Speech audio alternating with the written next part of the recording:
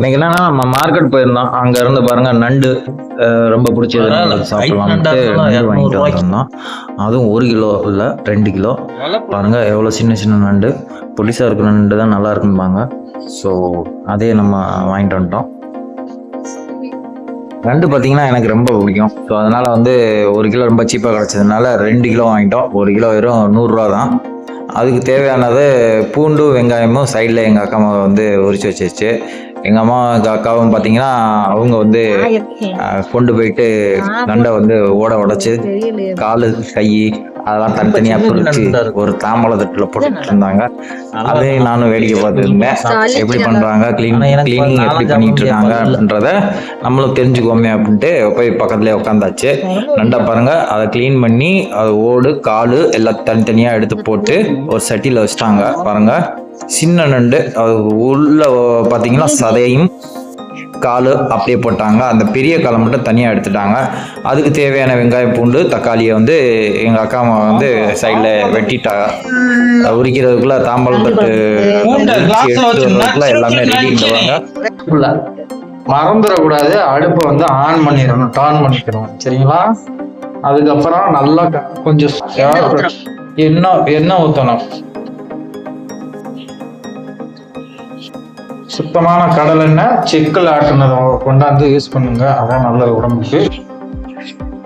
நண்டு குழம்புக்கு தேவையானது பாருங்க, வெங்காயம் பூண்டு உரிச்சது, வெங்காயம் பூண்டு நச்சு வச்சது இங்க இருக்குது, தக்காளி, வெங்காயம் நறுக்குனது, அதுக்கப்புறம் தக்காளியை நறுக்கி நல்லா வச்சுக்கணும். அதுக்கப்புறம் ஒரு தாம்பாள தட்டு நிறைய நண்டு. சரிங்களா? எண்ணெய் ஆல்மோஸ்ட் காஞ்சிருச்சு. வெந்தயமும் சோம்பும் போட்டிருக்காங்க பாருங்க. நல்லா காஞ்ச உடனே நம்ம வெந்தயம் சோம்பு போட்டாச்சு. அடுத்து கறி மசாலா பட்டை,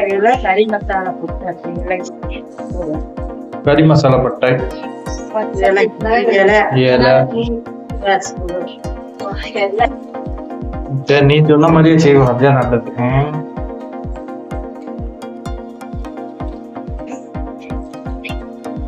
வெங்காயம் பூண்டு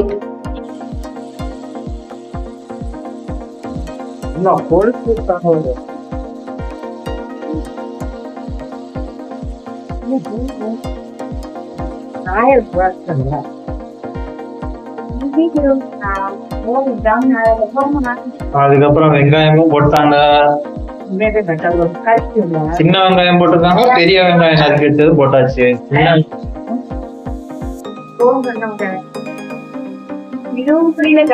கருவேப்பிலை அடுத்து போட்டாங்க. அதுக்கப்புறம் மஞ்சப்பொடி பாருங்க, மஞ்சப்பொடி போட்டிருக்காங்க. லேசா வதங்கினோன்னா அப்புறம் திரும்ப லேசா கிளறி விடணும். இதுல கொஞ்சோண்டு கல் உப்பு போட்டா நல்லா இருக்கும், நல்லா டேஸ்டா இருக்கும். கல் உப்பு போட்டுருங்க. கல்லுப்பு உப்பு போட்டாமா சீக்கிரமா வதங்கும், அதனால உப்பு போட்டிருக்காங்க. அப்புறம் தக்காளி போட்டாச்சு. இல்லை லேசா வதங்கினோன்னா தக்காளி போட்டோம்.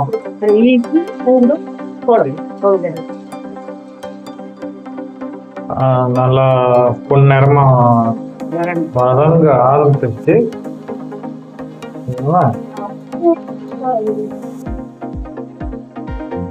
வதங்க ஆரம்பிச்சிச்சு நல்லா பொன்னிறமா. நல்லா சூப்பரா இருக்கு, பார்க்கவே அருமையா. தேங்காய் திருவினது பிளஸ் இதுல பொட்டுக்கடலை போட்டிருக்கு. இப்ப அரைக்க போறாங்க. அரைச்சு இதையும் நண்டு குழம்புல போடணும்.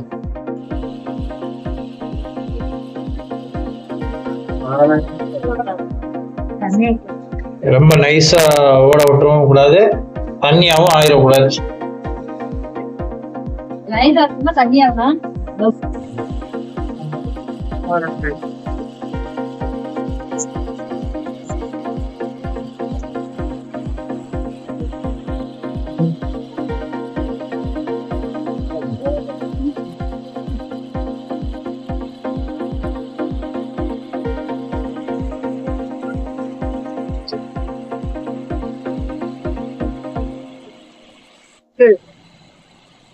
நல்லா வதங்கிடுச்சு பாருங்க. இந்த நேரத்துக்கு வரையில இஞ்சி பூண்டு ரெண்டுமே இஞ்சி இஞ்சி பூண்டு வெங்காயம் நச்சு வச்சது எல்லாத்தையும் கலந்துருவேன். இப்படி வச்சு பாருங்க, நண்டு குழம்பு சூப்பரா இருக்கு. இதுக்கு முன்னாடி எங்கேயும் சாப்பிட மாட்டீங்க இந்த மாதிரி. அந்த அளவுக்கு சட்டி தான் பார்க்க சின்னதா இருக்கு. நண்டு 2 கிலோ பாருங்க, பெரிய தாம்பாள தட்டுல இருக்குது. பாப்பா எப்படி உடையாம பண்ணிடுறாங்களான்னு அம்மா வந்து நண்டை வந்து போட்டாச்சு. நல்ல சின்ன சின்ன நண்டு அப்படியே சாப்பிடலாம். அப்படியே வாடா கமா கமான்னு பூசுக்குது.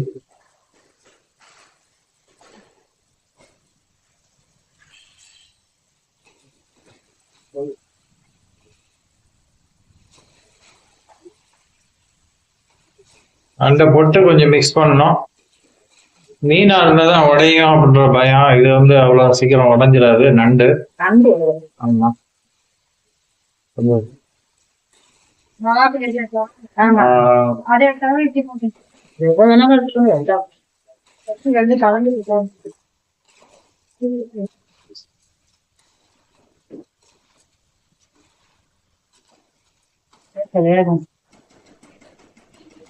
ரைஸை மிக்ஸ் பண்ணிட்டு அப்படியே விட்டுருவோம். கொஞ்ச நேரம் வேகட்டும், அப்புறம் மிக்ஸ் பண்ணணும். உங்களுக்கு கன்வீனியன்டா இல்லைன்னா பெரிய கொஞ்சம் சட்டியை எடுத்துக்கோங்க, கடாய் இது. சரிங்களா? உப்பு இன்னும் கொஞ்சம் போட்டுக்கோங்க தேவையான அளவு.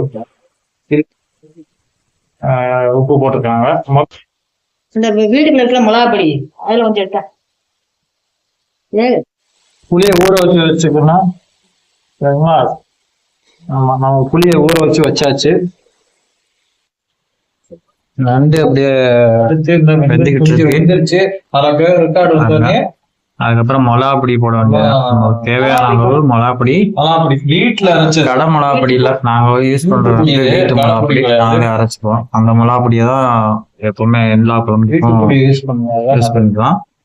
அதே மாதிரி உங்களுக்கு எப்படி தோதோ அதை பண்ணிக்கோங்க. சரிங்களா? அந்த மாதிரி பண்ணீங்கன்னா நல்லா இருக்கும். புளி கரைச்சதை ஊத்தியாச்சு. அதுக்கப்புறம் தேவையான அளவு தண்ணி ஊத்திருக்காங்க. சரிங்களா? உங்க வீட்டுல எத்தனை பேர் இருக்காங்களோ அதுக்கேற்றாப்புல தண்ணி ஊத்துங்க. ரொம்பவும் தண்ணி ஊற்றி தண்ணி மாதிரி ஆயிடுது. நண்டு குழம்புங்கிறது கொஞ்சம் கெட்டியா இருக்காங்க, அப்பதான் நல்லா இருக்கும். அம்மா இவ்வளவு தண்ணி என்ன கெட்டியான்னு சொல்லிட்டு இவ்வளோண்டு தண்ணியை தான் இவ்வளவு தண்ணியா ஊத்துறோம்னு நினைச்சீங்கன்னா வேகணும். வேகையில அது எவாபரேட் ஆயிடும், தண்ணி வத்திரும். ஸோ பாருங்க, குழம்பு ரெடி ஆன மாதிரி இருக்கு. இன்னும் குழம்பு ரெடி ஆகல. கொதிச்சுச்சுன்னா உப்பும் போதும்.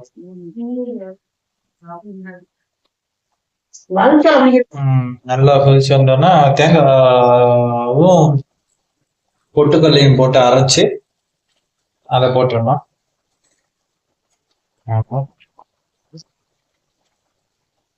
ரொம்பவும் பாலா ரொம்ப தனித்தனியாவும் இல்லாம தேங்காய். ஆமா,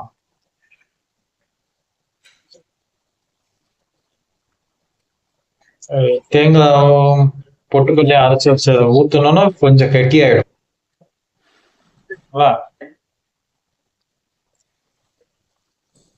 அதெல்லாம் போட்டுட்டு அதுக்கு அடுத்து தேங்காய் ஊத்தணும்னா அதுக்கு அடுத்து தனியா பத்தி மல்லி தலை நறுக்கி வச்சிருக்க கொத்தமல்லி மட்டும்தான் போடணும். மற்றபடி புதினா தலையை போட்டுறாங்க. கொத்தமல்லி போட்டா மட்டும்தான் நல்லா இருக்கும். லேசா ஒரு கொதிச்சோன்னே இறக்கி வச்சு அவ்வளவுதான். அடுப்பு அமர்த்தியாச்சு. பாருங்க குழம்பு எப்படி இருக்குன்னு. இன்னும் இருக்க வத்திச்சுன்னா நல்லா இருக்கும் குழம்பு. இன்னைக்கு சாப்பிட்றத விட நாளைக்கு சாப்பிட வச்சாச்சு. சரி, அடுத்து என்ன நம்மளுக்கு கொல்ல பசி.